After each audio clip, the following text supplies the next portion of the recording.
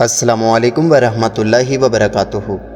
नाज़रीन मोहतरम, आपने सोशल मीडिया और ख़ासकर यूट्यूब पर कुछ वीडियोस देखी होंगी जिसमें ये बताया जा रहा है कि अज़ान के ख़िलाफ़ बोलने वाले इंडियन सिंगर सोनू निगम अल्लाह के अज़ाब के बाद कुरान पाक की आयत पढ़ रहे हैं।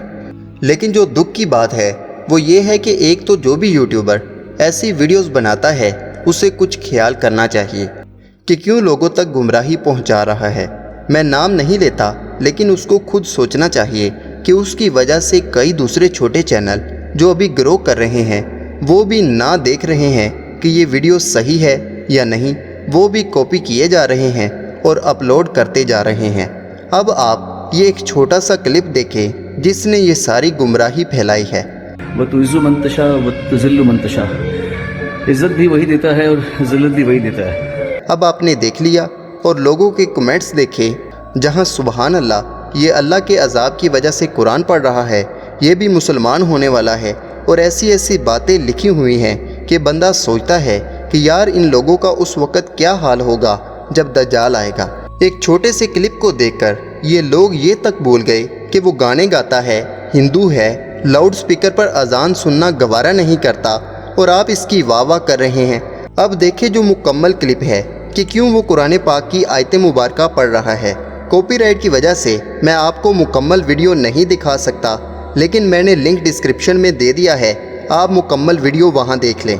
लेकिन यहाँ पर मैं सिर्फ साउंड ही आपको सुना सकता हूँ, सुनिए ज़रा। पर इट्स ओके। जो वो मेरे उस्ताद गुलाम मुस्तफ़ा खान साहब बोलते थे, फिर आदिल फारूक जी ने मुझे सिखाया ये चीज़, मेरे भाई हैं। वतुइज़्ज़ु मन तशा वतुज़िल्लु मन तशा, इज़्ज़त भी वही देता है और ज़िल्लत भी वही देता है। ये सब चलेगा, इट्स ओके। अब आपने सुन ही लिया होगा कि वो क्यों कुरान पाक की आयत मुबारका पढ़ रहा है और पीछे गाने की आवाज़ें आ रही हैं। इस हाल में कौन कुरान पढ़ता है? कुरान की आयत पढ़ना बुरा नहीं है, लेकिन जो दिखाया जाता है अगर इसके पीछे कुछ और हो तो हमारे ईमान को मसाइल का सामना करना पड़ सकता है। अब हकीकत मालूम ना होने की वजह से जितने लोगों के दिलों में गुस्सा था कि सोनू निगम ने अजान के बारे में गलत अल्फाज इस्तेमाल किए, वो वाह वाह कर रहे थे।